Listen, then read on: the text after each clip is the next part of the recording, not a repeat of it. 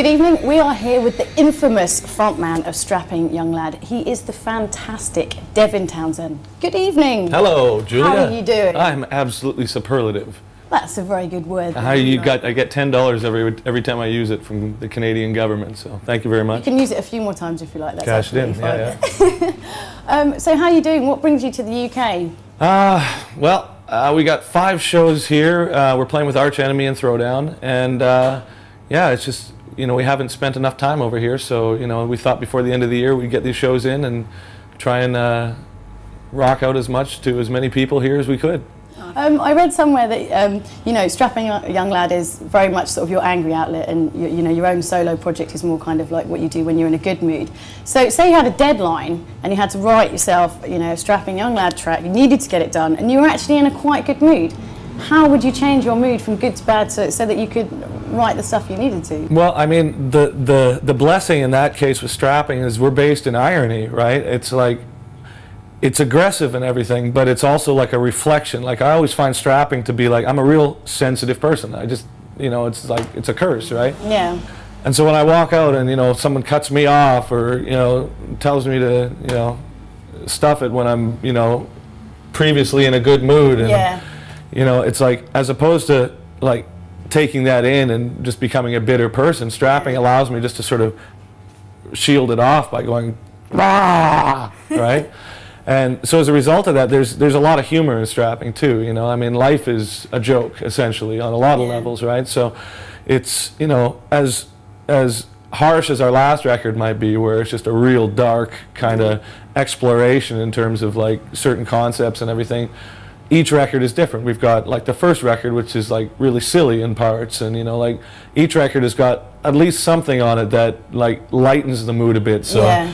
Because, you know, we're don't not take yourself kind of too seriously. Well, I'd like to. You know, I'd like to take ourselves seriously, but there's no way we can. You know, I mean, we're ridiculous, right? Because it's like we got a huge drummer, and we got a bald singer, and we got an old guitar player, we got a big crazy bass player, and it's like, as opposed to worrying about it and trying to dress up with, you know, like, you know, white belts and. That's very admirable, though, because there are even some, you know, some bands that will, as much as they say they don't bother, they'll still have like retouched photographs and, you know, this, that, and the other. Do you know what I mean? And as much as they'll say that's not what they're about. We'd break Photoshop if we had to retouch our photos. I'll tell you that. It's like cannot compete. Yeah, but I mean, it's like we were saying earlier, heavy metal is an ugly art form. You know what I mean? Like, so we embrace it. You know, we're a band of Muppets. You know, we're up there doing our thing, and, you know, we were blessed with our looks, so to speak, so we might as well just utilize it, right? Like, this is what we look like, and this is the music we play, and, you know, we accept as well that people are going to look at it as an image. So yeah, it's an image. There you go. Check us out, right? Like, buy 2 t-shirts.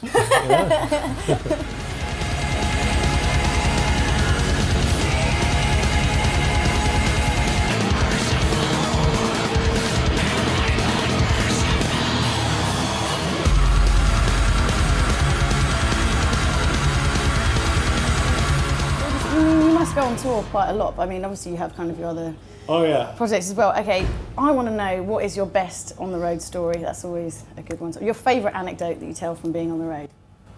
Okay, when I was 20 years old, we were with Steve Vai, and it was my first European tour, and we were playing in East Germany at an airplane hangar, and MTV was there, and a couple thousand kids were there, and it was a big whoop-de-doo, right? And I had set up with the keyboard player before the last song. We had sampled a whole bunch of farts into his keyboard, and I was like, okay, what I'm going to do is I'm going to come up in the last song, I'm going to stand on the podium, and I'm going to put the mic up to my ass and just start letting the fart samples go, right? I thought this would be great. So anyway, Steve's doing his solo and everything, and I'm backstage walking around, and I see this fire extinguisher, and I'm like, oh, you know what would even be better is if I put the fire extinguisher between my legs, and while the fart samples are coming out, I blow the steam off, right? So anyway, it's like 150 degrees in there and everything. So I get up onto the thing, and I hold the fire extinguisher, and he starts to fart samples, and I start blowing this thing off. But it wasn't the foam, it wasn't the water-based thing, it was like some 1939 chemical-based powder, right? So without knowing, I'm blowing this powder all over like the first 10 rows, and people are barfing, and it's like got into all the amplifiers, and it screwed up the monitor desk, and they had to get the, there was like an ambulance there, and Steve was just like, And so I was like, oh my God, I'm killing people, right? And so I ran off stage, and I was just so mad at myself. I was like, oh, I need to destroy something. Like, I need to vent and destroy something. So I'm in the backstage area, and I see this garbage bag. I'm like, that'll do. So I run over, and I start beating the shit out of this garbage bag and throwing it around the room and smashing it and everything. And then I run back on the bus, and I'm sitting in the back just sulking. And the guitar tech comes out and goes, Jesus, nobody talked to Steve. And I'm like, oh, I know, I can't believe I blew that fire extinguisher off. He's like, no, no, no. Oh, no. Someone took his bag with all his new cologne that he bought and these new boots and everything, and he just destroyed it backstage. And I was like, oh, God, yeah. I just really think it actually couldn't get any worse. Yeah, just pissed off your boss. That's kind of been my modus operandi for my whole career, is like foot and mouth disease, right? What happened to other people there? Didn't you like get sued or anything? Well, I don't think anybody was seriously hurt. A bunch of people were puking, and that was the extent of it, right? But I mean, it's like, no, they've just been drinking too much. It was nothing related. Yeah, it's exactly. Yeah, there's somebody have something happen. You know, it's like I was trying to put out a fire. The first person in the front row was on fire, and I was just doing my civil duty. Right?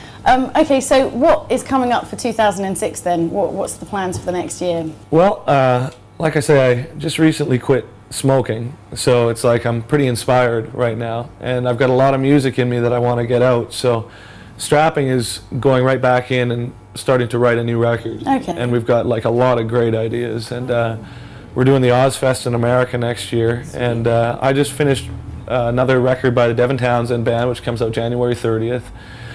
I got a bunch of ambient records that I do on my website exclusively, because I think if most of our fan base heard them, they would no longer be part of our fan base, because it sounds akin to someone having their cable unplugged for half an hour. But yeah, I dig it. So. And I'm producing, you know, like I say, I was supposed to do Guar this year, and I got a bunch of other bands that are kind of like in the rungs there, and you know,